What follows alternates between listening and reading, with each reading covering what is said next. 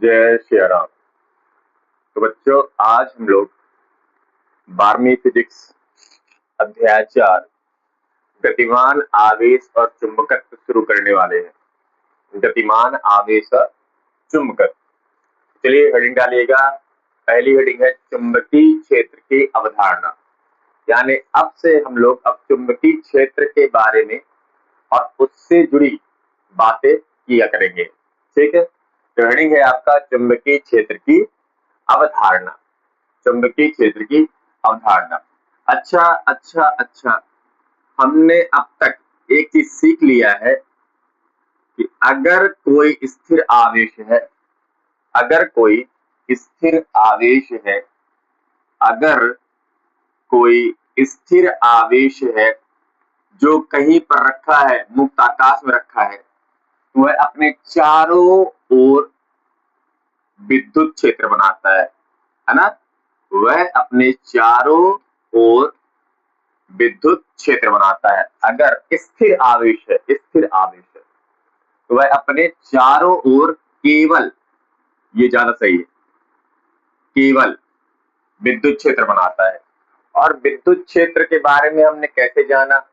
विद्युत क्षेत्र रेखाओं के द्वारा, कि धनावेश से विद्युत क्षेत्र रेखाएं बाहर की ओर निकलती हैं, धनावेश से विद्युत क्षेत्र रेखाएं बाहर की ओर निकलती हैं। ये है विद्युत क्षेत्र का काल्पनिक चित्रण।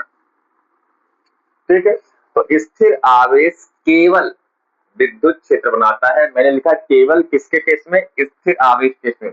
इसमें ध्यान रखना आपको। क्या मैंने कहा? स्थिर आवेश केवल विद्युत क्षेत्र बनाता है अपने चारों ओर।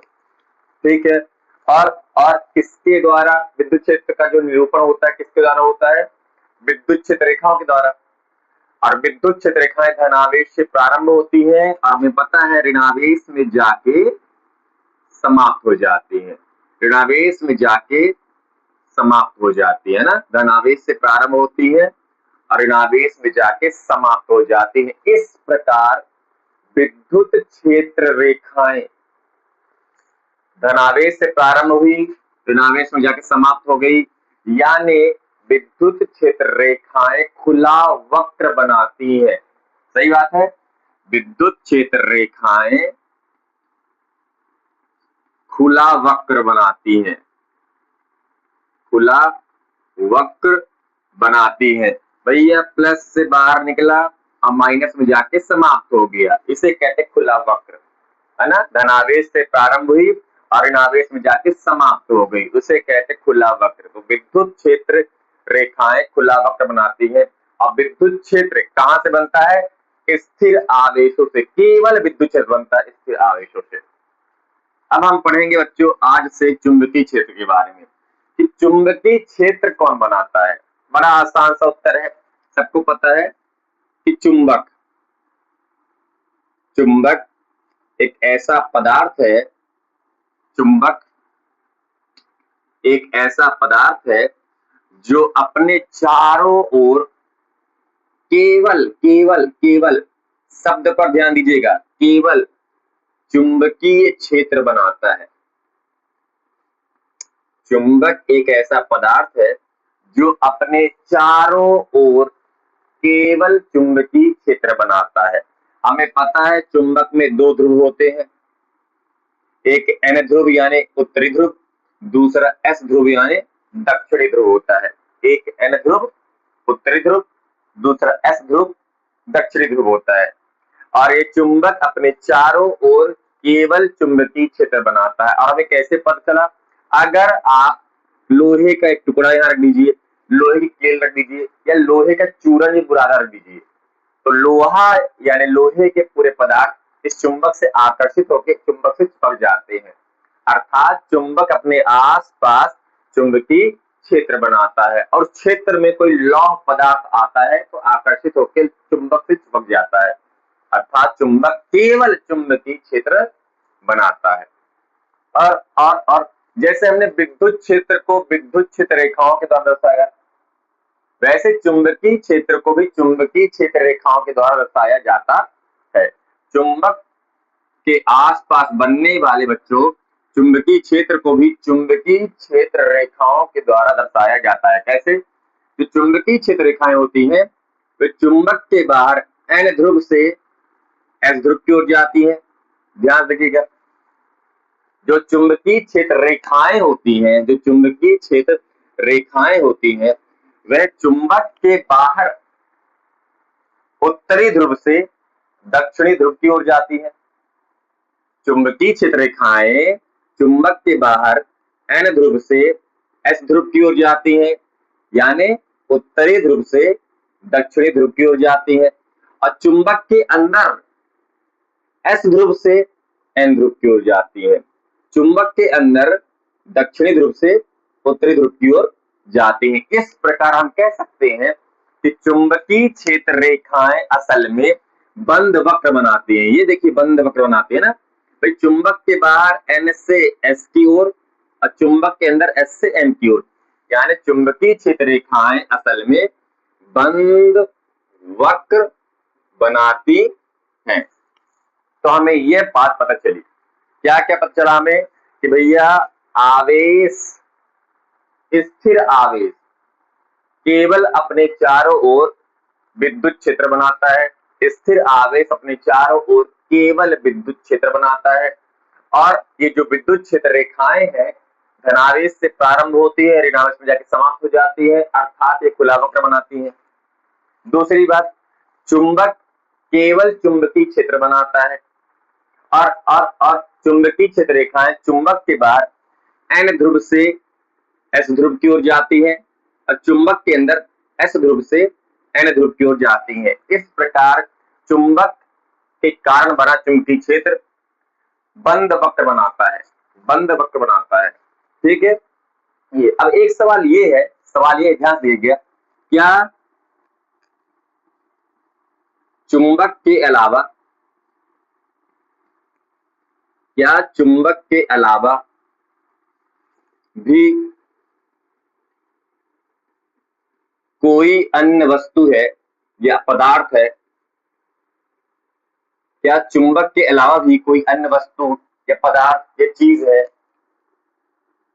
क्या चुंबक के अलावा भी कोई अन्य वस्तु है जो अपने आसपास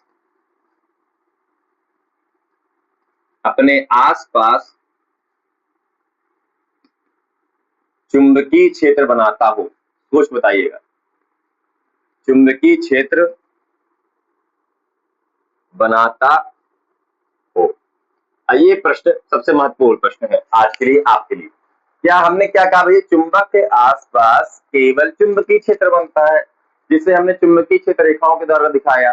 कैसे कि चुंबक के बाहर चुंबकीय क्षेत्र रेखाएं एन ध्रुव से एस ध्रुव की ओर जाती है, और चुंबक के अंदर एस ध्रुव से एन ध्रुव की ओर जाती है, यानी ये बंद वक्र बनाती है।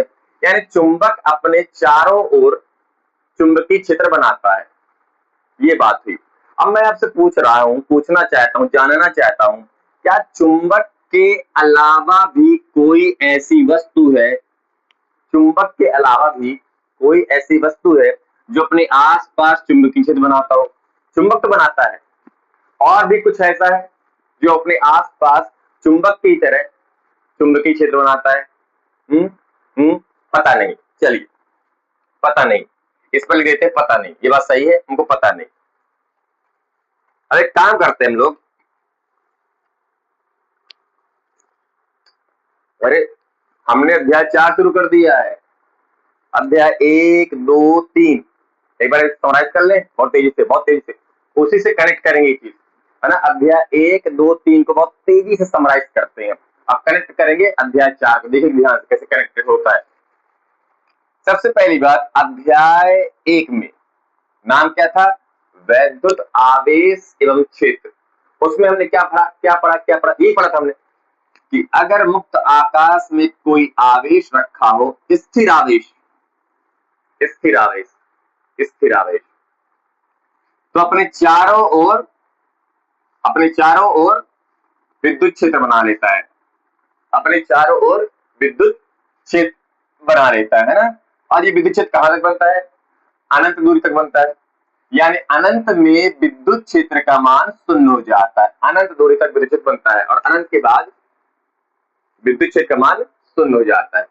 अब इस विद्युत क्षेत्र में अगर कोई दूसरा आवेश आने का प्रयास करे तो अगर इस विद्युत क्षेत्र में आवेश के चारों ओर के इस विद्युत क्षेत्र में अगर कोई दूसरा आवेश आने का प्रयास करे तो उस पर एक स्थिर वैद्युत बल लगता है ना, और इस स्थिर वैद्युत बल के कारण अन्य आवेश बाहर निकल जाएगा। यानी यह स्थिर वैद्युत बल अन्य आवेश को विद्युत क्षेत्र के बाहर निकाल देता है। अगर सजाती आवेश है तो विजाती है तो आकर्षण कर चिपका लेगा।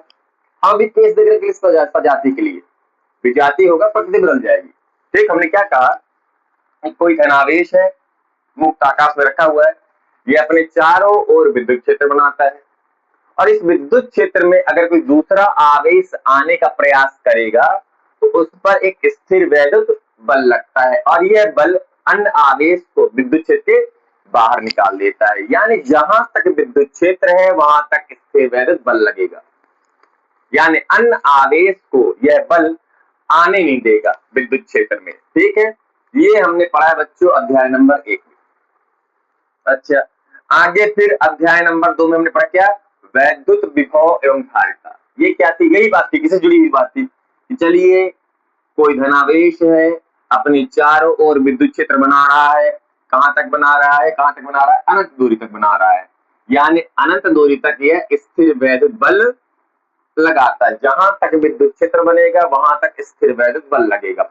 यानी कोई अन्य आवेश आने का प्रयास करेगा तो इस बल के कारण वह बाहर निकल जाएगा, यह बल उसको बाहर निकाल देगा, विद्युत क्षेत्र बाहर निकाल देगा। हम ये चाहते हैं, अनंत पर तो कोई बल नहीं लगता, अनंत पर विद्युत क्षेत्र शून्य है तो बल भी शून्य होगा। हम ये चाहते हैं कि अगर एकांक धनावेश को विद्युत क्षेत्र के किसी बिंदु तक लाएं, किस बिंदु तक लाएं, अगर देखो ये स्वयं से तो आ नहीं सकता है, स्थिर वैद्युत बल लग रहा है। अब मैं क्या करने वाला हूं, इस एकांक धनावेश को विद्युत क्षेत्र के इस बिंदु तक लाने वाला हूं और रखने वाला हूं मैं। तो मुझे क्या करना पड़ेगा, स्थिर वैद्युत बल के विरुद्ध एकांक धनावेश को यहां से इस बिंदु तक लाने के लिए मुझे कुछ कार्य करना पड़ेगा और जितना कार्य करना पड़ेगा स्थिर वैद्युत बल के विरुद्ध एकांक धनावेश को यहां से इस बिंदु तक लाने के लिए, वही कार्य इस बिंदु का विभव कहलाता है, वही कार्य इस बिंदु का विभव कहलाता है ना। तो ये एकांक धनावेश को स्थिर वैद्युत बल के विरुद्ध अनंत से विद्युत क्षेत्र किसी बिंदु तक लाने के लिए मुझे जितना कार्य करना पड़ेगा वही कार्य इस बिंदु का विभव कहलाता है। ठीक है, ठीक है। अब हमें एक चीज और पता चली यहाँ पे, क्या कि अलग अलग बिंदु का विभव अलग अलग होता है। क्यों, क्योंकि अलग अलग बिंदु पर एकांक धनावेश को लाने के लिए हमें अलग अलग कार्य करना पड़ता है, यानी अलग अलग बिंदु पर विभव भी अलग अलग होता है। विद्युत क्षेत्र के दो अलग अलग बिंदु पर विभव का मान अलग अलग होता है और इसके अंतर को विभवांतर कहते हैं, है ना। दो बिंदु के विभव के अंतर को विभवांतर कहते हैं। अच्छा, विभवांतर यानी क्या होता है, यानी किसी एक बिंदु का विभव ज्यादा होगा, किसी दूसरे बिंदु का विभव कम होगा, इसे कहते हैं विभवांतर। किसी एक बिंदु का विभव ज्यादा होगा, किसी दूसरे बिंदु का विभव कम होगा, इसे कहते हैं विभवांतर, इसे कहते हैं विभवांतर। ये हमने पढ़ा था अध्याय नंबर 2 में, हाँ हमने यही पढ़ा था अध्याय नंबर 2 में। फिर आगे हम लोग अध्याय नंबर 3, इसी से जुड़ता हुआ अध्याय नंबर 3 आगे कि चलो ये दो बिंदु है, इन दोनों बिंदुओं का विभव अलग अलग है। तो इस बिंदु को मैंने मान लिया एक चालक ए जिसका विभव ज्यादा है, दूसरे बिंदु को मैंने मान लिया चालक बी जिसका विभव कम है, यानी दोनों चालकों के मध्य विभवांतर है, अलग अलग विभव यानी विभवांतर है। ठीक, तो हमें एक चीज पता है, नहीं पता तो आप जान लीजिए कि आवेश, बच्चों आवेश, ये जो आवेश होता है, वह उच्च विभव से निम्न विभव की ओर गति करता है। कब तक, जब तक कि दोनों बिंदु का विभव एक समान नहीं हो जाता, तब तक आवेश हमेशा उच्च विभव से निम्न विभव की ओर गति करता रहता है। ठीक, अब हमने क्या किया, यहाँ पे एक चालक है जिसका विभव अधिक है, उच्च है, एक दूसरा चालक बी है जिसका विभव निम्न है, यानी दोनों चालकों के पास विभवांतर है। अगर मैं दोनों चालकों को एक चालक तार से जोड़ दूं, यदि मैं दोनों चालकों को एक चालक तार से जोड़ दूं तो आवेश उच्च विभव से निम्न विभव की ओर गति करता रहेगा। कब तक? जब तक कि दोनों बिंदु का विभव एक समान नहीं हो जाता है। और अगर मैं कुछ ऐसा करूं कि दोनों बिंदु का विभव एक समान कभी ना हो, यानी दोनों बिंदुओं के बीच विभवांतर हमेशा बना रहे, इस केस में आवेश हमेशा उच्च विभव से निम्न विभव की ओर गति करता रहेगा। और इस केस में बच्चों, इस चालक तार में से आवेश हमेशा बिंदु ए से बिंदु बी की ओर, चालक ए से चालक बी की ओर उच्च विभव से निम्न विभव की ओर गति करता रहेगा हमेशा। तब तक जब तक दोनों चालकों के मध्य विभवांतर है, तब तक हमेशा आवेश उच्च विभव से निम्न विभव की ओर इस चालक तार के द्वारा अंदर से गति करता रहेगा। और इस चालक तार के अनुप्रस्थ काट में बच्चों, इस चालक तार के अनुप्रस्थ काट में एक सेकंड में जितना आवेश प्रवाहित होगा उसे ही उस चालक की विद्युत धारा कहते हैं। यही था अध्याय 3 विद्युत धारा, है ना कि भैया आवेश उच्च विभव से निम्न विभव की ओर गति करता है चालक तार के द्वारा। इस चालक तार के अनुप्रस्थ काट के एक प्रति सेकंड, अनुप्रस्थ काट में प्रति सेकंड जितना आवेश प्रवाहित होगा उसे उस चालक की विद्युत धारा कहते हैं। ये हमने पढ़ा था अध्याय नंबर 3 में। अब इस चालक तार के अंदर आवेश प्रवाहित हो रहा है, यानी इस चालक तार के अंदर धारा बह रही है, इस चालक तार के अंदर धारा बह रही। अब हम इस चालक तार को देखेंगे, केवल इस चालक तार को देखेंगे जिसके अंदर धारा बह रही है। अब हम केवल उस चालक तार की बात करेंगे जिसके अंदर धारा बह रही है। ये हमने अब तक अध्याय 3 तक यही पढ़ा है,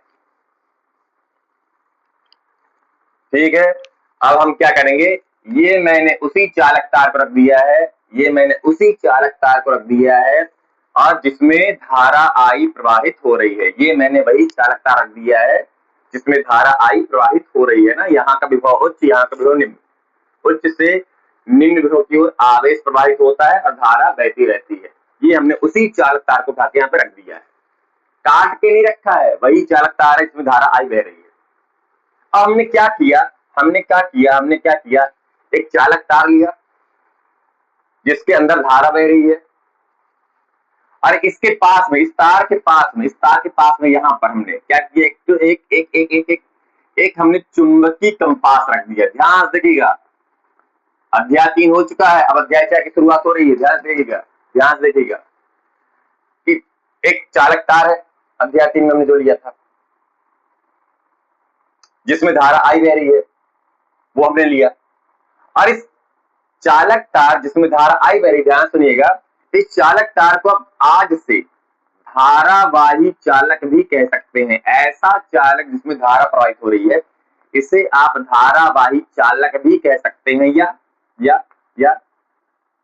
धारावाही तार भी कह सकते हैं, ठीक है। तो ये ऐसा चालक जिसमें धारा बह रही है उसे हम अब से धारावाही चालक अथवा धारावाही तार कहेंगे। भाई तार ही तो है जिसमें धारा बह रही है, उसे हम धारावाही चालक अथवा धारावाही तार, जो आपको पसंद हो एक नाम आप बोल सकते हैं, दोनों बोल सकते हैं, कोई दिक्कत नहीं है।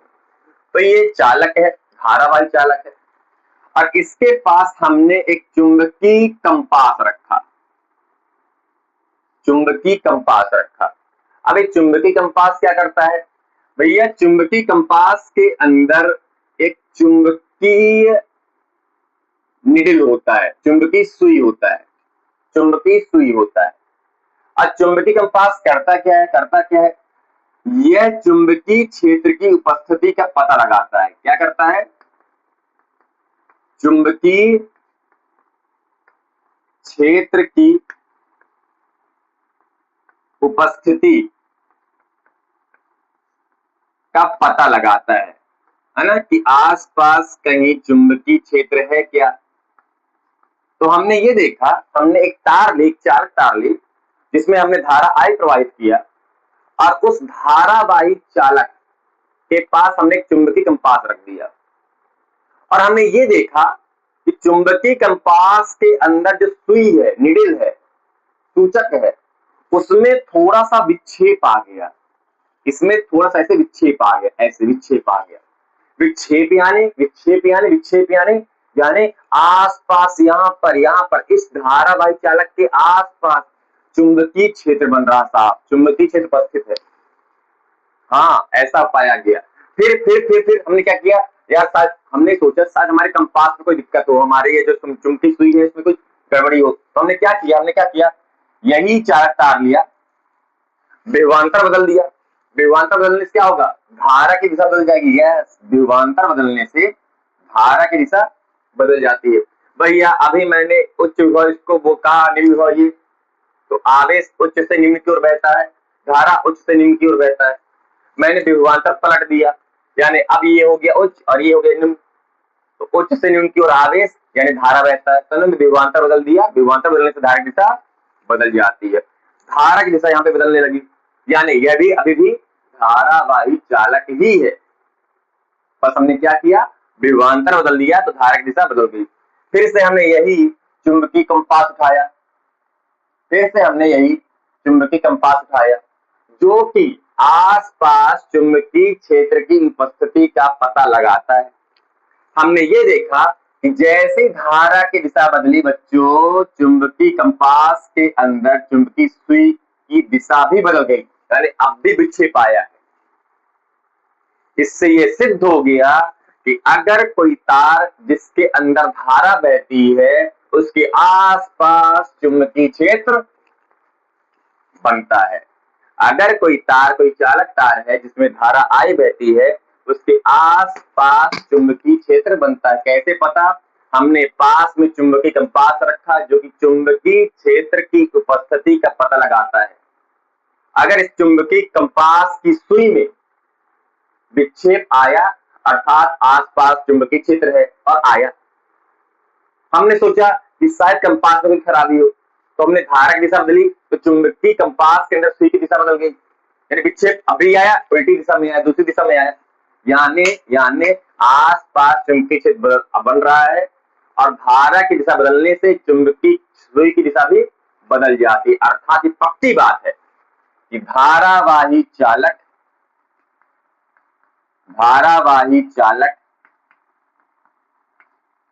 के आसपास क्या चुंबकीय क्षेत्र बनता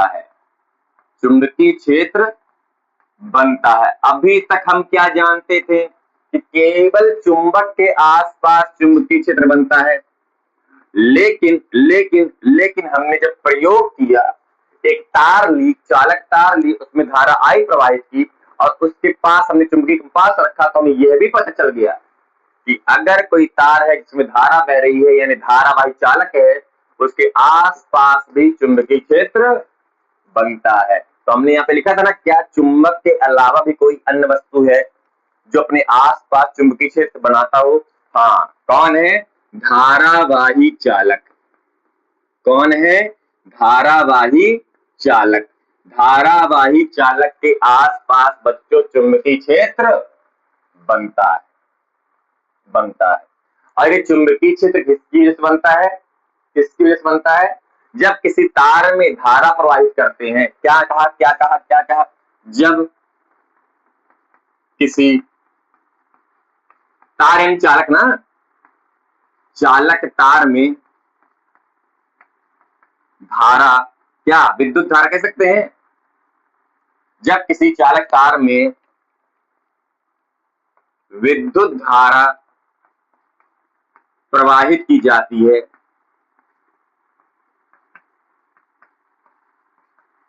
तो जब किसी चालक तार में विद्युत धारा प्रवाहित की जाती है तो उसके आसपास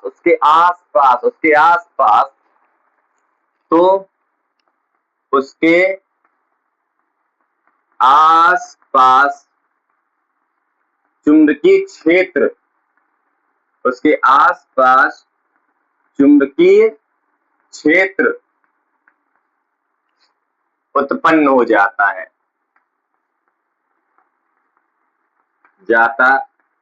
आप रखिए ना, यहाँ पे कंपास रख लीजिए, यहाँ विक्षेप आ जाएगा। आप यहाँ पे कंपास रख लीजिए, यहाँ विक्षेप आ जाएगा। यहाँ रख लीजिए कंपास, विक्षेप आ जाएगा। यानी अगर कोई चालक तार है जिसमें धारा बह रही है, उसके आसपास चुंबकीय क्षेत्र बनता है। और इस घटना को बच्चों, इस घटना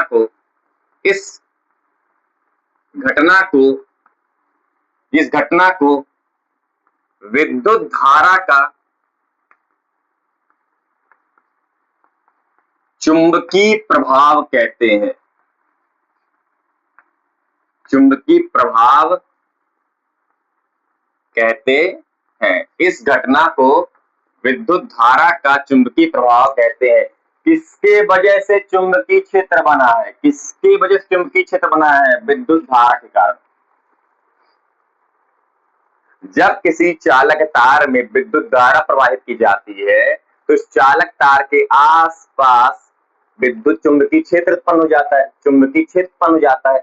इस घटना को विद्युत धारा का चुंबकीय प्रभाव कहते हैं। इस घटना को विद्युत धारा का चुंबकीय प्रभाव कहते हैं। विद्युत धारा के कारण उत्पन्न चुंबकीय क्षेत्र को विद्युत धारा का चुंबकीय प्रभाव कहते हैं। और ये प्रयोग हमने नहीं किया, यह प्रयोग किया है 1820 में डच के महान भौतिक शास्त्री ऑर्स्टेड ने, हैंस क्रिश्चियन ऑर्स्टेड।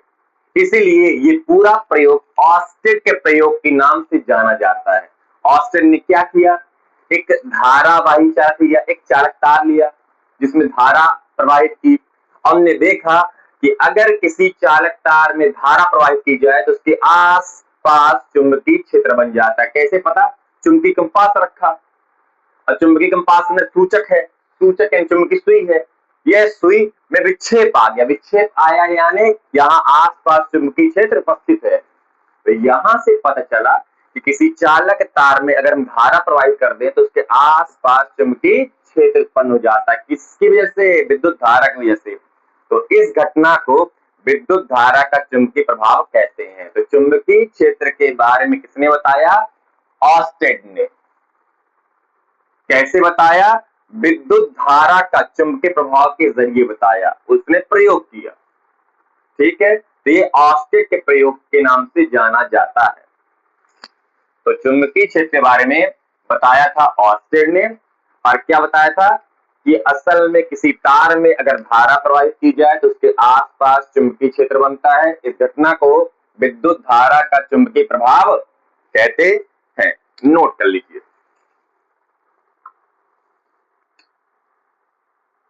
नोट कर लीजिए। अगर आप धारा की दिशा बदलेंगे तो चुंबकीय क्षेत्र, जो चुंबकीय सुई है उसकी दिशा भी बदल जाती है। यानी पक्की बात है कि चुंबकीय क्षेत्र धारावाही तार के आसपास बनता है ना। भाई धारा की दिशा बदली तो यहाँ पे निरल यानी सूचक की दिशा भी बदल गई। अब विक्षेप भी आ रहा है, यानी चुंबकीय क्षेत्र बन रहा है।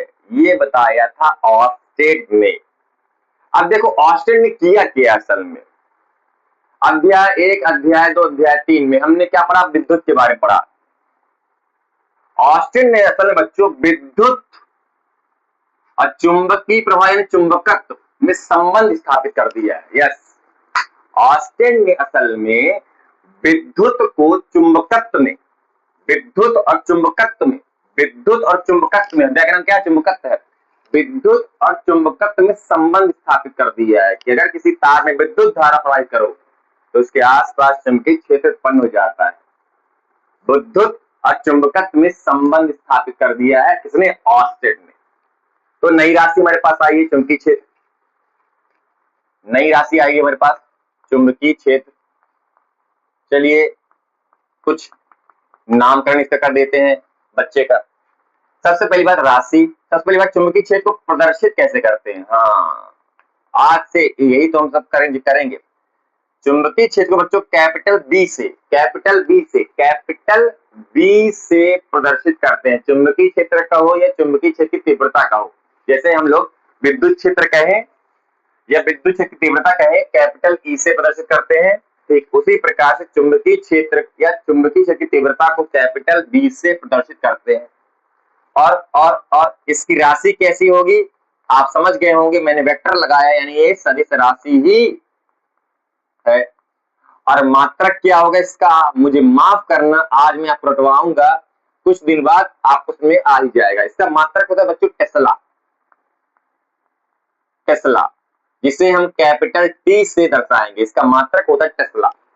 इसका मेन सूत्र आज हम आपको नहीं बता पाएंगे, बताएंगे अभी नहीं बता पाएंगे, अभी इसका कुछ आए नहीं, किसका इसका कोई सूत्र ही नहीं अभी तक, सूत्र नहीं तो बनाएंगे कैसे। निश्चिंत रहिए, धीमे धीमे सब कुछ आ जाएगा, अभी कुछ बेसिक बता रहे हैं, है ना।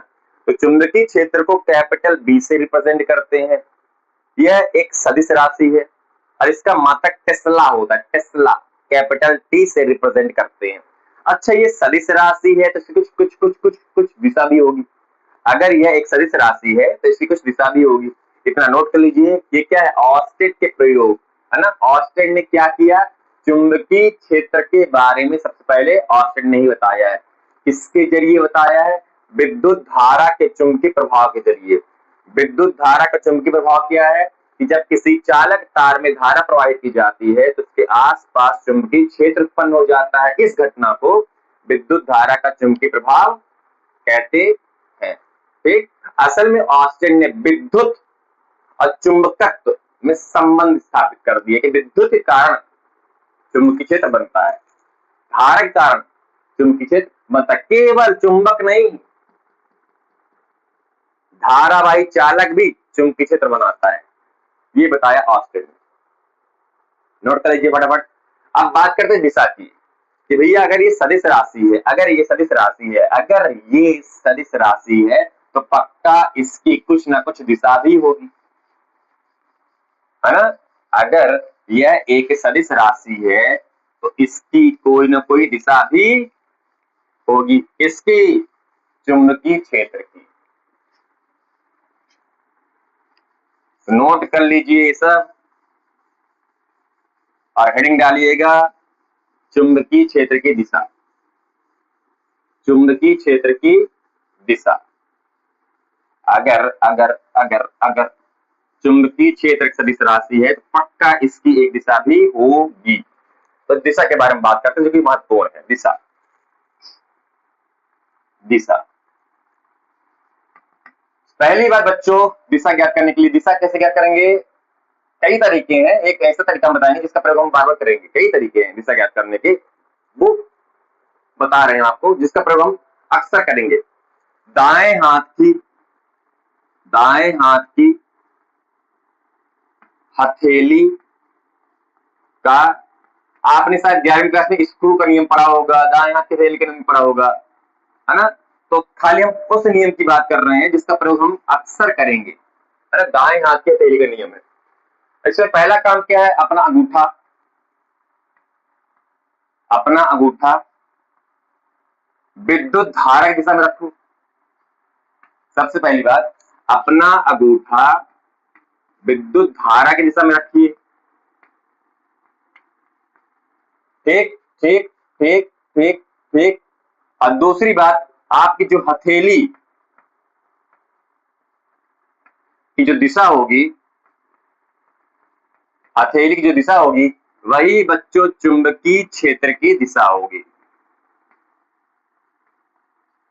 हथेली की दिशा ही चुंबकीय क्षेत्र की दिशा होगी। हमने क्या कहा, पहली बात अंगूठा को विद्युत धारा की दिशा में रखो। ये अंगूठा, ये दाएं हाथ की, दाएं हाथ की बात कर रहे हैं, दाएं हाथ की बात कर रहे हैं, बाएं हाथ नहीं, सीधा हाथ, सीधा हाथ, दाएं हाथ। तो दाएं हाथ के अंगूठे को धारा की दिशा में रखो और मान लो मैं इस बिंदु P पर चुंबकीय क्षेत्र की दिशा बताने वाला हूं, इस बिंदु P पर चुंबकीय क्षेत्र की दिशा बताने वाला हूं। तो पहली बात, दाएं हाथ का अंगूठा विद्युत धारा की दिशा में रखो। दाएं हाथ का अंगूठा मैंने रखा विद्युत धारा की दिशा में, और जिस बिंदु पर चुंबकीय क्षेत्र निकालना है वहां पे अपनी हथेली खोलो। हथेली कहां जा रही है आपकी, ये हथेली है, ये हथेली, ये हथेली, ये हथेली किस ओर जा रही है, देखो ध्यान से, धारा की दिशा में अंगूठा, हथेली जा रही अंदर की ओर, हथेली जा रही है अंदर की ओर, हथेली जा रही है अंदर की ओर, हथेली जा रही है अंदर की ओर। यानी इस बिंदु पर जो चुंबकीय क्षेत्र बन रहा है बच्चों, वह अंदर की ओर बन रहा है, और अंदर की ओर बनता है उस केस में क्रॉस से हम चुंबकीय क्षेत्र दर्शाएंगे। जहां पर चुंबकीय क्षेत्र की दिशा अंदर की ओर बनेगी वहां हम क्रॉस चिन्ह से दर्शाया करेंगे। अब आप कह रही है कि चाची मान लीजिए हम यहां पर निकालना चाहे चुंबकीय क्षेत्र की दिशा, तो ये बिंदु Q है, यहां पर निकालना चाहे चुंबकीय क्षेत्र की दिशा, तो वही कहानी है, दाएं हाथ के अंगूठे को विद्युत धारा की दिशा में, दाएं हाथ के अंगूठे को विद्युत धारा की दिशा में, और कहा निकालना है, यहाँ निकालना है, अपनी हथेली को वहीं ले जाओ, यहाँ यहाँ यहाँ निकालना है ना, ये अपनी हथेली को वहां ले गया, देखिए अंगूठा धारा की दिशा में, अंगूठा धारा की दिशा में, और हथेली ले गए वहां पे, हथेली कहाँ बाहर की ओर है ना, बाहर की ओर, यानी इस बिंदु पर चुंबकीय क्षेत्र की दिशा बाहर की ओर होगी, इस बिंदु पर चुंबकीय क्षेत्र की दिशा बाहर की ओर होगी, और बाहर के केस में हम लोग डॉट से दर्शाएंगे, यानी इस बिंदु पर चुंबकीय क्षेत्र बाहर की ओर बढ़ रहा है, डॉट यानी बाहर, क्रॉस यानी अंदर, समझे। धारा की दिशा में अंगूठा को रखा मैंने, अगर यहां निकालना चुंबकीय क्षेत्र तो हथेली जा रहा अंदर की ओर, अंदर यानी क्रॉस, अगर यहां निकालना चुंबकीय क्षेत्र, अंगूठा धारा की दिशा में, यहां निकालना चुंबकीय क्षेत्र, तो देखिए हथेली बाहर की ओर आ रही, बाहर की ओर आ रही, बाहर यानी डॉट, समझ आ गया, समझ आ गया। और चुंबकीय क्षेत्र अंदर बने या बाहर बने, हमेशा लंबवत बनेगा, लंबवत यानी मान लीजिए ये हथेली है ना, ये चुंबकीय क्षेत्र दिशा है, तो इसके लंबवत अंदर की ओर, ऐसे हथेली से 90 डिग्री अंदर की ओर, ठीक। जैसे हमने यहाँ पे तार लिया था, धार दिशा बदल गई, ऐसे धार दिशा ऐसे बदल गई है, तो अब यहाँ पे निकाल सकते हैं इस बिंदु पर चुंबकीय क्षेत्र की दिशा कैसे निकालेंगे, कैसे निकालें, धारा की दिशा में अंगूठा, धारा की दिशा में अंगूठा, और यहाँ पे निकालना है ना, ये देखिए हथेली बाहर की ओर आ रही, हथेली बाहर यानी डॉट, डॉट यानी चुंबकीय क्षेत्र की दिशा बाहर की ओर है। अगर आप यहाँ निकालना चाहते हो, यहाँ पे निकालना चाहते तो धारा की दिशा में अंगूठा रखो, और जहां पर चुंबकीय क्षेत्र की दिशा निकालना है हथेली वहां ले जाओ, हथेली अंदर की ओर है, अंदर की ओर यानी यहाँ पे बन रहा है क्रॉस, क्रॉस यानी अंदर की ओर, ठीक, डॉट यानी बाहर की ओर, क्रॉस यानी अंदर की ओर, ऐसे हम निकालते हैं चुंबकीय क्षेत्र की दिशा। तो अब तक हमने क्या सीखा ऑस्टेट के प्रयोग से, कि अगर किसी तार में विद्युत धारा प्रवाहित करें तो उस तार के आसपास चुंबकीय क्षेत्र उत्पन्न हो जाता है, जिसे विद्युत धारा का चुंबकीय प्रभाव कहते हैं, यानी धारावाही चालक के आसपास चुंबकीय क्षेत्र बनता है, कैपिटल बी से रिप्रेजेंट करते हैं, राशि सदिश है, मात्रक टेस्ला है, और इसकी दिशा दाएं हाथ की हथेली के नियम से ज्ञात करते हैं। धारा की दिशा में उठा, जहां पे निकालना चुंबकीय क्षेत्र वहां पे हथेली ले जाओ, हथेली अंदर तो क्रॉस, बाहर तो डॉट। तो बच्चों जैसे ही 1820 में ऑस्टेट के प्रयोग से चुंबकीय क्षेत्र के बारे में पता चला कि भैया कोई तार है उसमें धारा बहा दो तो आसपास चुंबकीय क्षेत्र बन जाता है, जैसे की बात पता चली 1820 में, तो उसी साल 1820 में ही फ्रांस के दो वैज्ञानिक थे, उन्होंने चुंबकीय क्षेत्र का परिमाण ज्ञात करने के लिए नियम बना दिया। अरे अभी ऑस्टेन ने क्या बताया था कि कोई तार है, इसमें धारा प्रवाहित करो तो आसपास चुंबकीय क्षेत्र बनता है, आसपास चुंबकीय क्षेत्र बनता है ना, यहाँ पे क्रॉस बनेगा, यहाँ पे डॉट बनेगा, अच्छी बात है। अब चुंबकीय क्षेत्र बनता तो कितना बनता है भाई, अलग अलग बिंदु पर चुंबकीय क्षेत्र का परिमाण, मान अलग अलग होगा। तो मान ज्ञात करने के लिए 1820 में ही फ्रांस के दो महान भौतिक शास्त्री आए, जिन्होंने धारावाही चालक के आसपास बनने वाले चुंबकीय क्षेत्र की गणना करने के लिए एक नियम दिया, परिमाण ज्ञात करने के लिए, चुंबकीय क्षेत्र का परिमाण ज्ञात करने के लिए एक नियम दिया। और इस नियम को बच्चों उन्हीं दोनों भौतिक शास्त्रियों के नाम से रखा गया, एक का नाम था बायो, दूसरे का नाम था सेवर्ट, यानी इस नियम का नाम हो गया बायो सेवर्ट का नियम। यह दोनों फ्रांस के भौतिक शास्त्री थे, एक जन का नाम था जीन बायो बैप्टिस्ट, दूसरे का नाम था फेलिक्स सेवर्ट। तो दो व्यक्ति थे, दोनों के नाम से ये नियम पड़ गया बायो-सेवर्ट का नियम। ये किस चीज के लिए है? धारावाही चालक के आसपास बने चुंबकीय क्षेत्र की गणना करने के लिए या चुंबकीय क्षेत्र का परिमाण ज्ञात करने के लिए, कितना चुंबकीय क्षेत्र बन रहा है। अलग अलग बिंदु पर विद्युत क्षेत्र का मान अलग अलग होता है, वैसे ही अलग अलग बिंदु पर चुंबकीय क्षेत्र का मान यानी परिमाण भी अलग अलग होगा। दिशा हमें पता चल गई है। दिशा किसने बताया था? ये हम दिशा कैसे निकाल सकते हैं? दाएं हाथ की हथेली के नियम से। दाएं हाथ की हथेली के नियम से परिमाण ज्ञात करने के लिए नियम आया बायो-सेवर्ट का नियम। तो हमारा आज का सबसे महत्वपूर्ण हेडिंग आ गया है बायो-सेवर्ट का नियम। हेडिंग डालिएगा बायो-सेवर्ट का नियम। क्या कहते हैं? क्या कहते हैं? इस नियम से हम क्या करने वाले हैं? चुंबकीय क्षेत्र का परिमाण, कितना चुंबकीय क्षेत्र बनता है धारावाही चालक के कारण उसके आसपास। चलिए एक धारावाही चालक लेते हैं जिसमें धारा आई बह रही है, ऐसे धारा आई ऊपर की ओर बह रही है। ठीक है, ठीक है, ठीक है। और इस चालक तार से कुछ दूरी पर बिंदु P पर मुझे चुंबकीय क्षेत्र की गणना करना है, यानी चुंबकीय क्षेत्र के परिमाण की गणना करना है कि चुंबकीय क्षेत्र का परिमाण कितना होगा, कितना चुंबकीय क्षेत्र बनेगा, ये मुझे गणना करना है। इससे बायो-सेवर्ट के नियम से। चलिए करते हैं। तो बायो-सेवर्ट ने कहा कि अगर कोई तार है जिसमें धारा I बह रही है, उसके आसपास चुंबकीय क्षेत्र बनता है। हाँ बनता है, तो ऑस्टिन ने बताया था, तुमने क्या नहीं बताया। इनने बोला इस धारावाही चालक के आसपास किसी बिंदु पर अगर आपको चुंबकीय क्षेत्र की गणना करना है, इस पूरे धारावाही चालक तार के कारण किसी बिंदु पर चुंबकीय क्षेत्र की गणना करना है तो हम नहीं कर सकते हैं। हाँ उन्होंने यही बताया था। फिर भैया पूरे तार के कारण, पूरे धारावाही चालक तार के कारण किसी बिंदु पर कितना चुंबकीय क्षेत्र बनता है, इसकी गणना बायो-सेवर्ट नहीं कर सकते। फिर क्या कर सकते हैं? एक काम करो, इस तार का एक छोटा सा हिस्सा ले लो। इस तार का काटना नहीं, आपको इमेजिन करना है, काटना नहीं है आपको। फिर काटोगे तो बाहर निकल जाएगा धारा बंद। वही तार है जिसमें धारा बह रही है और उसी का हमने छोटा सी, तार की लंबाई मान लो L है, तार की लंबाई मान लो L है, और इस L लंबाई का छोटा सा हिस्सा, छोटा सा अवयव मैंने ले लिया DL। एक छोटा सा अवयव मैंने ले लिया DL, और इस छोटे से अवयव के कारण इस अवयव से R दूरी पर बिंदु P पर कितना चुंबकीय क्षेत्र बनता है, बायो-सेवर्ट इसको ज्ञात कर सकते हैं, है ना। बायो-सेवर्ट पूरे धारावाही चालक तार के कारण किसी बिंदु पर कितना चुंबकीय क्षेत्र बनता है ज्ञात नहीं कर सकते हैं। तो क्या कर सकते हैं कि यही धारावाही चालक का छोटा सा अवयव ले लो, छोटा सा टुकड़ा ले लो, छोटा सा अल्पांश ले लो, बहुत छोटा सा पीस ले लो, काटना नहीं है, वहीं पर रहेगा वो। छोटा सा टुकड़ा ले लो, उस छोटे से हिस्से से R दूरी पर बिंदु P पर कितना चुंबकीय क्षेत्र बनेगा ये ज्ञात कर सकते हैं बायो-सेवर्ट, और उन्होंने यही किया।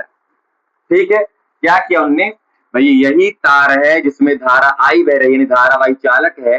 इस धारावाही चालक का छोटा सा हिस्सा लिया जिसे कह दिया DL, टोटल लंबाई L, तो छोटा सा लंबाई DL, इसे कहा गया अवयव। क्योंकि इसमें धारा बह रही है इसलिए इसको धारावाही अवयव कहा गया है। आज से हम लोग DL को धारावाही अवयव कहेंगे। अवयव यानी एक छोटा सा पीस, धारा बह रही है इसे धारावाही अवयव, यानी धारावाही चालक का एक छोटा सा धारावाही अवयव DL लिया गया। या इसे आप अल्पांश भी कह सकते हैं, DL को आप अल्पांश भी कह सकते हैं, जो आपको अच्छा लगे। परीक्षाओं में अलग अलग नाम से देता है, ठीक है, अल्पांश भी कह सकते हैं आप। तो हम कह रहे हैं यहाँ पे धारावाही अवयव, है ना। किसी धारावाही चालक के धारावाही अवयव से R दूरी पर बिंदु P पर चुंबकीय क्षेत्र कितना बनेगा, इसके लिए बायो-सेवर्ट ने नियम दिया था। पूरे चालक के कारण कितना बनेगा, नहीं, केवल धारावाही अवयव के कारण R दूरी पर कितना चुंबकीय क्षेत्र बनेगा, इसके लिए नियम दिया था। तो नियम क्या था? मान लो, कहते हैं मान ले माना एक धारावाही चालक है, माना एक धारावाही चालक, इसको हमने कह दिया एक्स वाई, है ना, चालक को एक्स वाई है, जिसमें आई धारा प्रवाहित हो रही। अरे आई धारा क्या बोल रहे हैं, धारावाही चालक है तो मतलब धारावाही रही होगी, है ना, माना एक धारावाही चालक है मतलब धारावाही रही होगी, जिसके धारावाही अवयव, धारावाही अवयव डीएल से आर दूरी पर बिंदु पी पर चुंबकीय क्षेत्र का जो परिमाण होगा, चुंबकीय क्षेत्र का जो परिमाण होगा वह सोचो भला किन किन चीजों पर निर्भर करेगा। अच्छा देखो ध्यान से, छोटा सा अवयव है तो इस छोटे से अवयव के कारण किसी बिंदु पर जो चुंबकीय क्षेत्र बनेगा वो भी शायद छोटा सा बनेगा, कम बनेगा, तो इसको कहा गया डीबी, है ना। अरे बायो सेवर्ट का नियम किसके लिए है, पूरे धारावाही चालक के कारण किसी बिंदु पर चुंबकीय क्षेत्र के लिए नहीं, धारावाही चालक के छोटे से हिस्से धारावाही अवयव के कारण बने चुंबकीय क्षेत्र को ज्ञात करने के लिए है। तो छोटा सा अवयव है तो छोटे से अवयव के कारण यहाँ पे जो चुंबकीय क्षेत्र बनेगा वो भी छोटा सा ही बनेगा, ठीक। तो बायो सेवर्ट कहते हैं किसी बिंदु पर जो चुंबकीय क्षेत्र का परिमाण होता है वो कुछ चीजों पर निर्भर करता है, किसी बिंदु पर जो चुंबकीय क्षेत्र का परिमाण होता है वह कुछ चीजों पर निर्भर करता है। किन चीजों पर निर्भर करता है, ध्यान रखिएगा। पहली बात, चालक में प्रवाहित धारा, चालक में प्रवाहित धारा पर निर्भर करता है, यानी चालक में प्रवाहित धारा के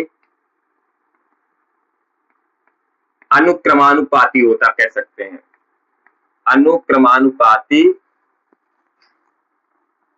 होता है।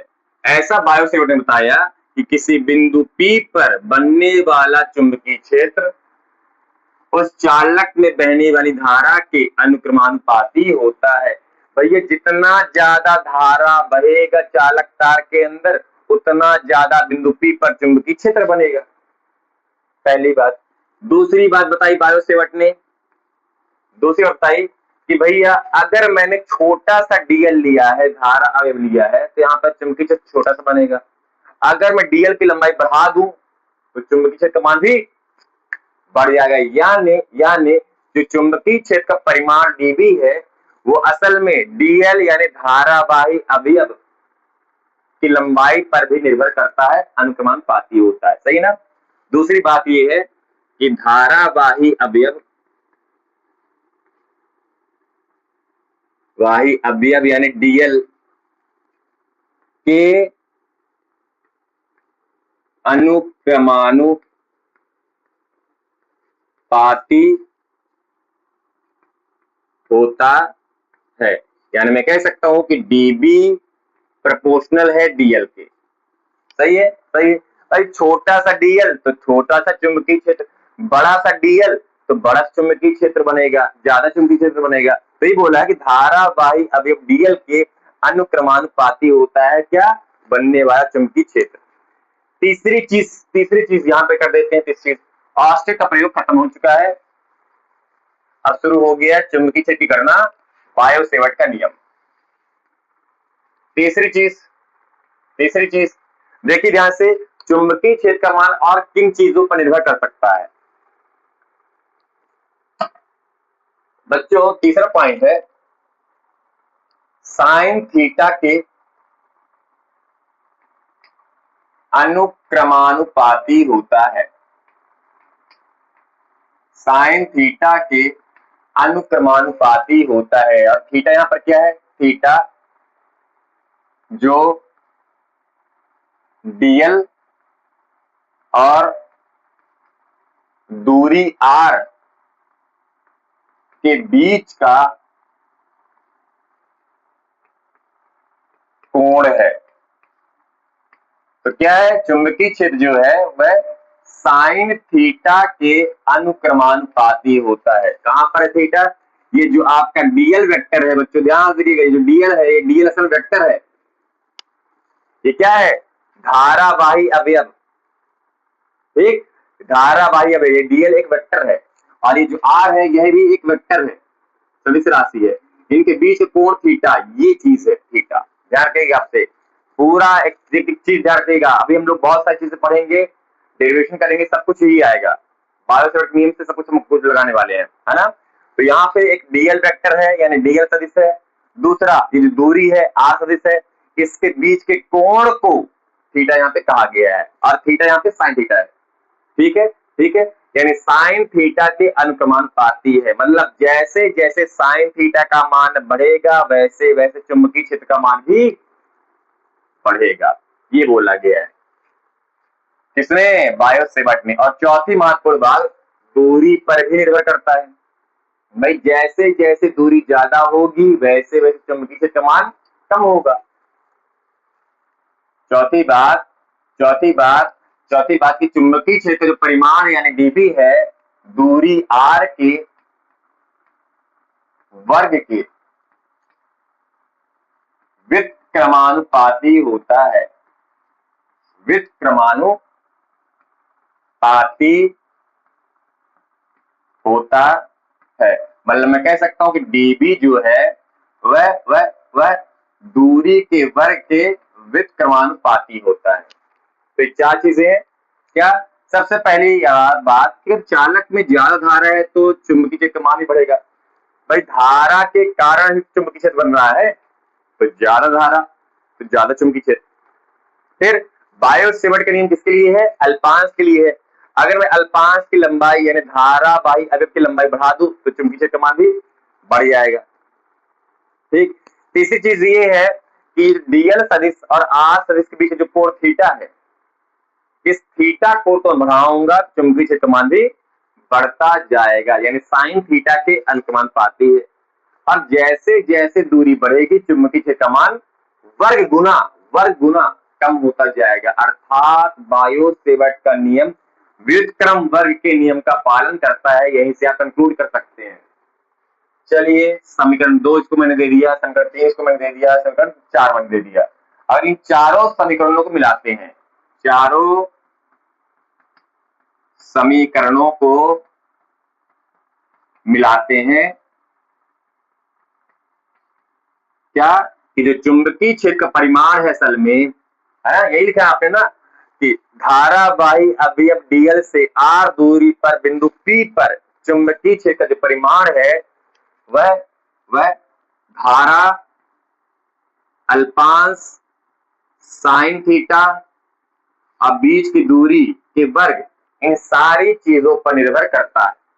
ठीक, चलिए अनुपात हटाइए, तो डीबी बराबर यहाँ पे एक अनुपातिक नियतांक स्मॉल की आ जाएगा, कैपिटल की भी लिख सकते हो, कोई दिक्कत नहीं है। आई डीएल साइन थीटा बटे आर स्क्वायर। अच्छा यहाँ पे जो स्मॉल के आया है, यहाँ पे जो स्मॉल के आया क्या है? ये एक आनुपातिक नियतांक है, एक आनुपातिक नियतांक है जिसका मान बच्चों, जिसका मान आज रख लेना है म्यू नॉट बटे 4 पाई, म्यू नॉट बटे 4 पाई या 10 की घाते -7 संख्यात्मक मान भी होता है। अरे याद करो विद्युत क्षेत्र केस में, कूलाम के नियम केस में के का मान क्या था? 1 बटे 4 पाई एप्सिलॉन नॉट। यहाँ पे क्या होगा? के का मान म्यू नॉट बटे 4 पाई। वहां पे के का मान क्या था? 9 गुणे 10 घाते 9, यहाँ पे 10 घाते -7।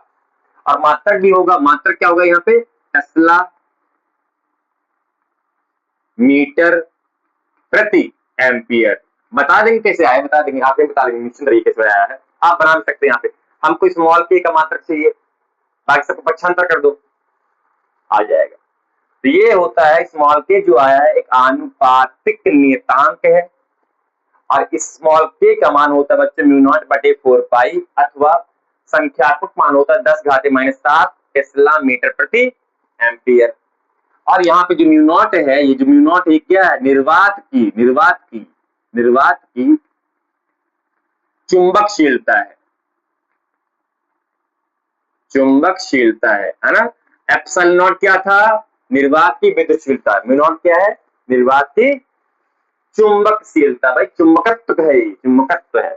चलिए वैल्यू रखते हैं। तो बच्चों डीबी बराबर आ गया, के की वैल्यू कितनी है, म्यू नॉट बटे 4 पाई आई डीएल साइन थीटा बटे आर स्क्वायर। ये है बायो सेवर्ट का नियम। और इस नियम से आप किसी अल्पांश के कारण, किसी धारावाही अवयव के कारण आर दूरी पर बिंदु पी पर चुंबकीय क्षेत्र की गणना कर सकते हैं। पूरे धारावाही चालक के कारण ना, अल्पांश के कारण छोटा सा चुंबकीय क्षेत्र।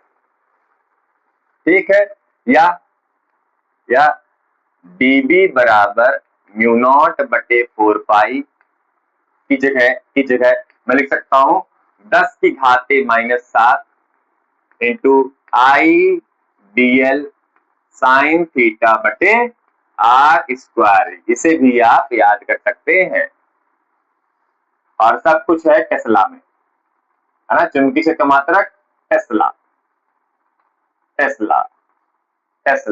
इसको मैंने कह दिया समीकरण नंबर 1, ना ना ना ना ना ना ना ना ना ना 4 तक हो गया था। इसको मैंने कह दिया 5, इसको मैंने कह दिया 6। बस यहां तक है बायो सेवर्ट का नियम। अगर आएगा परीक्षा में बायो सेवर्ट का नियम तो आपको यहां तक लिखना है। ठीक है, क्या कहा हमने कि भैया बायो सेवर्ट का नियम पूरे धारावाही चालक के लिए नहीं है। धारावाही चालक का एक छोटा सा अवयव, यानी धारावाही अवयव से आर दूरी पर बिंदु पी पर चुंबकीय क्षेत्र परिमाण ज्ञात करने के लिए है। और चुंबकीय क्षेत्र परिमाण क्या होता है भाई, 3-4 चीजों पर निर्भर करता है। क्या, पहली बात धारा पर निर्भर करता है ना, धारा के अनुक्रमानुपाती होता है। दूसरी चीज डीएल लंबाई के अनुक्रमानुपाती होता है। तीसरी चीज डीएल और आर के बीच के थीटा यानी साइन थीटा के अनुक्रमानुपाती होता है। और चौथा, दूरी के साथ चुंबकीय क्षेत्र का मान कम होगा, यानी दूरी के वर्ग के व्युत्क्रमानुपाती होता है। व्युत्क्रम वर्ग के नियम का पालन करता है। चारों कंबाइंड कर दिया, आ गया हमारा आई डीएल साइन थीटा बटे आर स्क्वायर। अनुपात हटाया, अनुपातिक नियतांक आ गया जिसका मान होता है म्यू नॉट बटे 4 पाई अथवा 10⁻⁷ टेस्ला मीटर प्रति एम्पियर। म्यू नॉट क्या है, निर्वात की चुंबकशीलता है। ये है बच्चों बायो सेवर्ट का नियम, चुंबकीय क्षेत्र की गणना करने के लिए, चुंबकीय क्षेत्र का परिमाण ज्ञात करने के लिए, लेकिन अल्पांश के कारण। बस पूरे तार करंट निकालना हो तो कैसे निकालेंगे। अगर मन में आ ही गया आपके कि चाचा जी आपने तो केवल एक छोटे से हिस्से यानी अवयव के कारण चुंबकीय क्षेत्र का मान ज्ञात किया है, अगर मुझे पूरे चालक के कारण मान ज्ञात करना हो तो अरे छोटे छोटे अल्पांश ले लो, छोटे छोटे अल्पांश ले लो, छोटे छोटे अल्पांश ले लो। और इन छोटे छोटे अल्पांशों के कारण बिंदु पी पर चुंबकीय क्षेत्र निकाल लो। और जितना चुंबकीय क्षेत्र निकलेगा सबका सदिश योग कर दीजिए, आ जाएगा टोटल धारावाही चालक के कारण किसी बिंदु पर चुंबकीय क्षेत्र। हाँ ये क्या था, अरे करेंगे अगले लेक्चर से वही करेंगे। अगले लेक्चर में हम लोग वही करेंगे, क्या, छोटे छोटे डीएल लेंगे, सबके कारण चुंबकीय क्षेत्र निकाल लेंगे, सबका सदिश योग कर देंगे, समाकलन आ जाएगा टोटल चुंबकीय क्षेत्र। वो अगले लेक्चर में होगा। अभी ये करते हैं। तो हमारा यहाँ तक आ गया बायो सेवर्ट का नियम। अब कभी कभार पूछ लेता है बायो सेवर्ट का नियम लिखिए और सूत्र की स्थापना कीजिए। कर लिया हमने। इसकी सहायता से 1 एम्पियर की परिभाषा बनाइए। इसकी सहायता से 1 एम्पियर की परिभाषा बनाइए। आप बोले चाहिए पहले अध्याय में हमने बनाया था 1 एम्पियर की परिभाषा कूलॉम के नियम से। हमने बोला था 1 एम्पियर की परिभाषा का संबंध, एम्पियर का संबंध असल में चुंबकीय प्रभाव से, यानी एम्पियर की परिभाषा सटीकता से चुंबकत्व देगा। यानी यहां पर 1 एम्पियर परिभाषा ज्यादा सटीकता से मिलेगी। तो अगर परीक्षा में 1 एम्पियर परिभाषा आएगी तो आपको यही वाला लिखना पड़ेगा। 1 एम्पियर की परिभाषा बनाते हैं, है ना। बायो सेवर्ट का नियम यहां तक है। उसकी सहायता से अब हम 1 एम्पियर की परिभाषा यहाँ पे बनाने वाले हैं। ध्यान से देखिएगा, ध्यान से देखिएगा क्या होता है 1 एम्पियर की परिभाषा। ध्यान से देखिएगा 1 एम्पियर की परिभाषा क्या चीज है। क्या करेंगे, क्या करेंगे, क्या करेंगे। चलिए मान लेते हैं कि जो चालक तार है निर्वात में स्थित है, ठीक। और ये जो चालक तार की जो त्रिज्या है, जो आर हमने लिया है, आर लिया है, इसको मैंने कह दिया 1 मीटर। ये जो डीएल है, डीएल की लंबाई है, इसको भी मैंने मान लिया 1 मीटर। चित्र में देख लो आप लोग, ये जो आर दूरी है चित्र में, उसको मैंने मान लिया 1 मीटर। ये जो डीएल लंबाई है, उसको भी मैंने मान लिया 1 मीटर। ठीक ठीक ठीक ठीक ठीक। अच्छा, एक काम करते हैं, अगर मैं सटीकता से आपको 1 एम्पियर परिभाषा बताऊं तो एक काम करते हैं, चालक तार है ना पूरा एक्स वाई, इसको मैं मोड़ के वृत्त बना लूं। इमेजिन करो इस चालक तार को मैं मोड़ के एक वृत्त बना लूं। बना सकता हूं मैं, कुछ भी कर सकता हूं मैं। एक चालक तार एक्स वाई है, वही वाला जिसमें धारा आई बह रहा है, तो मैंने क्या किया, उस चालक तार को मैंने मोड़ के एक वृत्त बना लिया जिसमें धारा आई बह रहा है। ठीक है, ठीक है, ठीक है। और यहां पे मैंने ले लिया वही डीएल अल्पांश, धारावाही अवयव, है ना। और इसका एक वेक्टर है ये, ध्यान रखिएगा, ध्यान रखिए, सबको महत्वपूर्ण है। डीएल एक सदिश राशि है, यहाँ पर इसे धारावाही अवयव कहते हैं, असल में ये आइडियल है। ठीक है, ठीक है, ठीक है। और ये जो आर दूरी है डीएल से ना, आर दूरी, ये होगी इस वृत्त की त्रिज्या। मान लो डीएल से जो आर दूरी है, उसको मैंने कह दिया इसी चालक की वृत्त की त्रिज्या। भैया ये चालक था, उसको मैंने वृत्त बना लिया, धारा बह रही है, और जो डीएल था, चालक का डीएल ये है, और डीएल से जो आर दूरी है वह इसी के बने वृत्त की त्रिज्या हो गई। ठीक। और जो बिंदु P है, मान लो इस वृत्त के केंद्र पर है, जो बिंदु P है मान लो इस वृत्त के केंद्र पर है, यानी इस वृत्त के केंद्र पर बनेगा चुंबकीय क्षेत्र कितना, आई डीएल म्यू नॉट बटे 4 पाई आई डीएल साइन थीटा बटे आर स्क्वायर। मान लो इस वृत्त के केंद्र पर चुंबकीय क्षेत्र बन रहा है म्यू नॉट बटे 4 पाई आई डीएल साइन थीटा बटे आर स्क्वायर। ये ठीक, तो मैंने यही मान लिया यहाँ पर कि जो आर दूरी है, जो अब असल में त्रिज्या बन गई है, यह 1 मीटर की है, ये त्रिज्या बन गई, समझे, 1 मीटर की है। और जो डीएल लंबाई था, धारावाही अवयव अल्पांश था, असल में वह देखो वृत्त का चाप बन गया है, वृत्त का चाप बन गया है, सही है। असल में जो आर दूरी थी वह उसी पूरे चालक तार की त्रिज्या बन गई है। जो डीएल धारावाही अवयव था उसी चालक तार का चाप बन गया है। जो बिंदु P था जहां पे हमने चुंबकीय क्षेत्र ज्ञात किया है, वो इस वृत्त का केंद्र बन गया है। तो फिर सब थीटा क्या बन जाएगा, देखो यहां से थीटा हमें पता है, चाप को अगर मैं ऐसे लाइन खींच दूं तो स्पर्श रेखा कहलाएगा।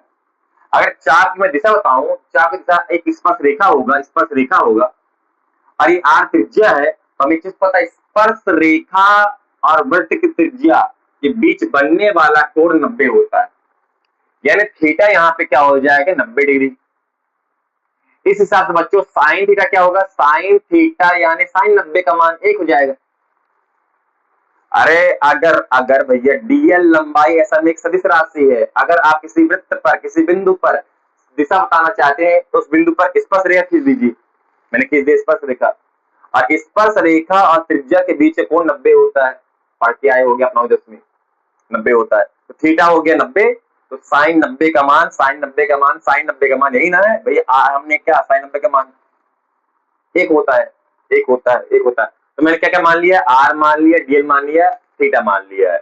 और क्या मान लू, अब मान लो इस पूरी कंडीशन में कि अगर किसी चालक की त्रिज्या 1 मीटर की हो, चाप 1 मीटर का हो, और थीटा 90 डिग्री हो, उस केस में उस वृत्त के केंद्र में जो चुंबकीय क्षेत्र बनेगा,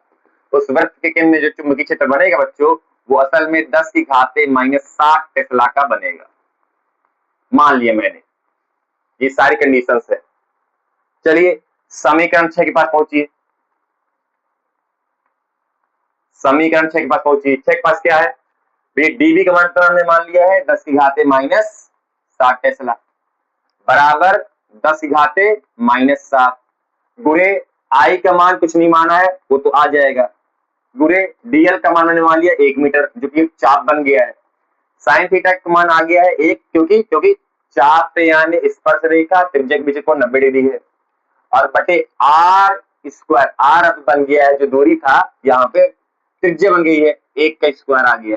तो 10 घाते -7 से -7 कट गया, क्या बचा यहाँ पे 1, और आई का गुणा 1 से करोगे आई भी आएगा, यानी आई बराबर आ गया है 1, और आई यानी धारा का मात्रक होता है एम्पियर। तो ऐसे आ गया बच्चों 1 एम्पियर। अब यहां से बनेगी परिभाषा, है ना। हमने सबका मान रख दिया समीकरण नंबर 6 में, जो माना था मान भर दिया हमने समीकरण 6 में।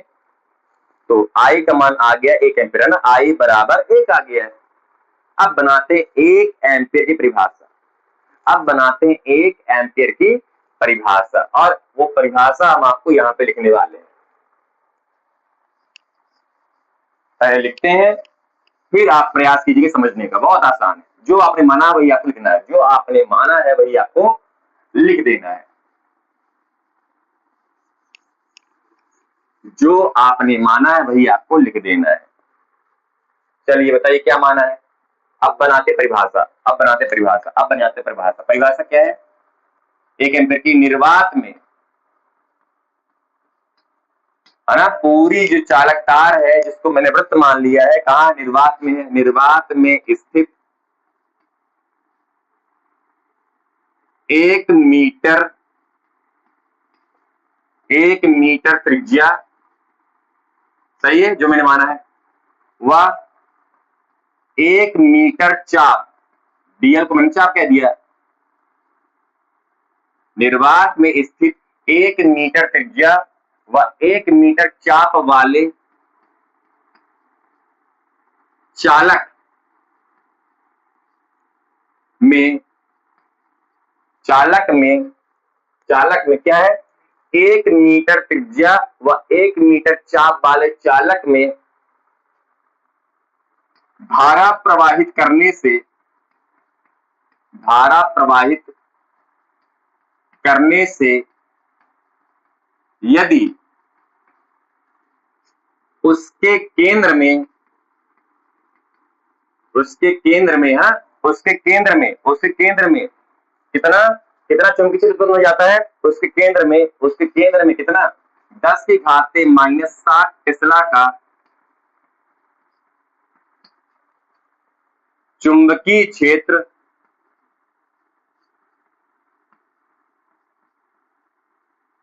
उत्पन्न हो जाता है,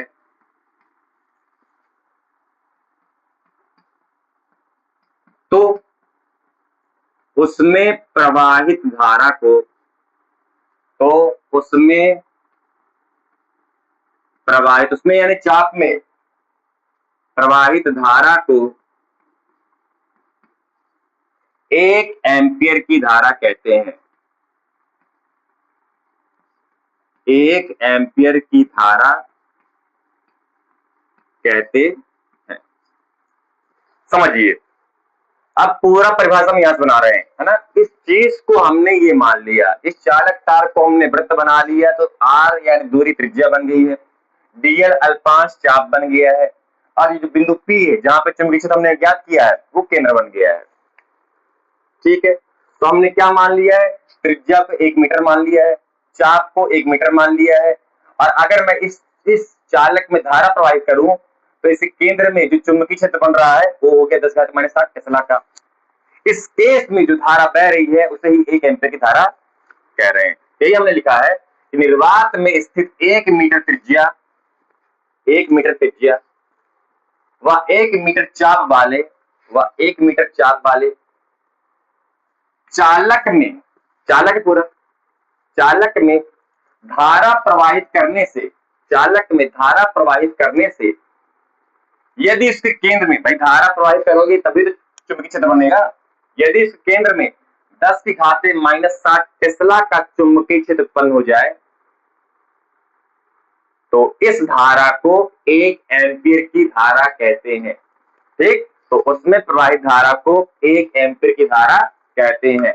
तो इस धारा को 1 एम्पीयर की धारा कहते हैं। ठीक है, हमने इसको मान लिया, ये पूरा वही चीज है। ठीक है, कि 1 मीटर त्रिज्या व 1 मीटर चाप वाले चालक में धारा प्रवाहित करने से यदि इसके केंद्र में 10 की घाते -60 टेस्ला का चुंबकीय क्षेत्र उत्पन्न हो जाए तो इस धारा को 1 एम्पीयर की धारा कहते हैं। ये है बच्चों 1 एम्पीयर की धारा, जो माना वही हमने लिख दिया है। इसे कहते हैं 1 एम्पीयर की धारा। इसके बाद ये लिख लीजिएगा, है ना। कई बार पूछ लेता है 1 एम्पीयर परिभाषा क्या है, तो आपको ये सब मानना पड़ेगा, यहां से ये सब मानना पड़ेगा और ये होगी परिभाषा। हो गया, हो गया, हो गया। अब चलिए कुछ प्रमुख चीजें और कर लेते हैं। कभी कभार पूछता है कि भैया कहां पर अधिकतम चुंबकीय क्षेत्र बनेगा, कहां पर न्यूनतम चुंबकीय क्षेत्र बनेगा, यानी विशेष स्थितियां, विशेष स्थितियां, विशेष स्थितियां। तो दो केस है हमारे पास, स्थिति 1 है और स्थिति 2। ध्यान रखिए, छोटी सी बात है, आप लोग हालांकि कर लेंगे, इतना कर चुके हैं आप। भैया हम देखो यहाँ पे जो चुंबकीय क्षेत्र है वह थीटा पर निर्भर कर रहा है। ये वाला फार्मूला हम ज्यादा प्रयोग करेंगे, है ना। dv बराबर म्यू0 बटे 4 पाई आई dl sin थीटा बटे r स्क्वायर। ये जो चुंबकीय क्षेत्र है असल में थीटा पर निर्भर कर रहा है। और थीटा क्या चीज है, dl और r के बीच कोण। ध्यान रखना, थीटा क्या है, dl यानी धारा अवयव और दूरी के बीच कोण है थीटा। ठीक है, ये थीटा पर निर्भर कर रहा है चुंबकीय क्षेत्र। तो अगर मैं थीटा को 0 डिग्री कह दूं, मतलब क्या हुआ, थीटा शून्य यानी ये जो दूरी है, ये जो बिंदु P है, थीटा शून्य यानी यहाँ पे आ जाएगा, बिंदु P जो है वो अक्ष में आ जाएगा। अरे थीटा शून्य, थीटा खत्म, यहाँ पे आ गया बिंदु P, चालक तार के अक्ष में आ जाएगा। अक्ष की बात हो रही मतलब की, तो थीटा शून्य हो गया बच्चों। तो यहाँ पे आओ समीकरण 5 पास, समीकरण 5 से बताइए dv का मान कितना हो जाएगा भैया, साइन शून्य, थीटा शून्य, साइन शून्य का मान शून्य और शून्य गुणे कुछ भी शून्य, शून्य बटे कुछ भी शून्य, यानी चुंबकीय क्षेत्र का मान शून्य। अर्थात क्या हुआ भाई, थीटा शून्य यानी क्या, ये जो बिंदु P है, थीटा कम कम कम कम शून्य, बिंदु P इस धारावाही तार के अंदर अक्ष में आ गया, अक्ष में आ गया, और अक्ष में चुंबकीय क्षेत्र का मान शून्य होता है। यानी जिस तार के अंदर धारा बह रही है उस तार के अंदर चुंबकीय क्षेत्र का मान शून्य, अक्ष में चुंबकीय क्षेत्र का मान शून्य। अगली स्थिति, अगर मैं थीटा 90 डिग्री कर दूं तो, थीटा अगर मैं 90 डिग्री कर दूं तो निकालिए चुंबकीय क्षेत्र का मान। साइन 90 का मान 1 होता है, यानी अधिकतम होता है, यानी हमें अधिकतम चुंबकीय क्षेत्र प्राप्त होगा। कितना होगा, म्यू0 बटे 4 पाई आई dl साइन थीटा यानी साइन 90 यानी 1 बटे r स्क्वायर। अधिकतम चुंबकीय क्षेत्र में प्राप्त होता है किस केस में, किस केस में, अक्ष के लंबवत, एग्जैक्टली, है ना, अक्ष के लंबवती 90 डिग्री पर, बिंदु P पर अक्ष के लंबवत हमें मैक्सिमम चुंबकीय क्षेत्र प्राप्त होता है 90 डिग्री पर। अच्छा देखो, हमने यहाँ पे जो 1 एम्पीयर परिभाषा किया था यह भी तो 90 डिग्री पर था, यानी इस केस में केंद्र पर जो चुंबकीय क्षेत्र बन रहा है 1 एम्पीयर धारा कारण, यह अधिकतम चुंबकीय क्षेत्र है। ठीक है, ये है विशेष स्थितियां। और एक आखिरी चीज है भैया, चुंबकीय क्षेत्र सदिश राशि ना है, तो इसका सदिश रूप में लिखो परिभाषा, इस सूत्र को सदिश रूप में, यानी जो dv वेक्टर है, जो dv वेक्टर है असल में म्यू0 बटे 4 पाई आई, ध्यान देगा, vector dl cross vector r बटे r क्यूब, ये होता है बायो सेवर्ट का सदिश रूप। ये होता है बच्चों बायो सेवर्ट का सदिश रूप, ये होता है बायो सेवर्ट का सदिश रूप। आप बोलेंगे यहाँ पे r क्यूब कैसे आ गया, यहाँ पे r कैसे आ गया, अरे देखो दादा साइन थीटा है, साइन थीटा यानी सदिशों का सदिश गुणनफल क्रॉस लगता है। अरे इसको सॉल्व कर दो, आप इसको सॉल्व कर दो, देखो ध्यान से, देखो ध्यान से। अगर मैं इसको सॉल्व करूं तो म्यू नॉट बटे 4 पाई आएगा। ठीक, सॉल्व करते हैं इसको। देखो आई डीएल आर, क्रॉस के इसमें साइन लगता है ना, क्रॉस के इसमें साइन लगता है, डॉट के इसमें कॉस, तो डीएल आर साइन थीटा हो गया, है ना। हम इसको परिमाण में रूप लिख रहे हैं, परिमाण के रूप में व्यक्त कर रहे हैं। अब बटे आर क्यूब है, समझ आया यहाँ पे भैया। Vector A cross vector B, vector A cross vector B कितना होता है, ए बी साइन थीटा। मैंने ही लिखा DL are sine theta, DL are sine theta. अब बटे आर क्यूब है, तो एक आर से एक आर मर जाएगा, यहाँ पे एक आर से एक आर मर गया, वही तो आया म्यू नॉट बटे 4 पाई आई डीएल साइन थीटा बटे आर स्क्वायर, वही तो आया, है ना। अर्थात ये है सदिश रूप क्या, I vector dl cross vector r. ये जो थीटा है, ये जो थीटा था असल में डीएल और आर के बीच एक कोण था, डीएल और आर के बीच एक कोण था, क्रॉस में साइन थीटा आता है। ये है बायो सेवर्ट का सदिश रूप। अब बात आती है भैया आखिरी चीज कि इस बिंदु पर चुंबकीय क्षेत्र दिशा क्या होगी, कैसे निकालते हैं, दाएं हाथ के हथेली के नियम की, धारा की दिशा में अंगूठा ले जाओ, धारा की दिशा में अंगूठा, और जिस बिंदु पर चुंबकीय क्षेत्र ज्ञात करना है हथेली ले जाओ अंदर की ओर, अंदर की ओर क्रॉस। इस प्रकार बच्चों ये था बायो सेवर्ट का नियम, पूरी बात। जय श्री राम।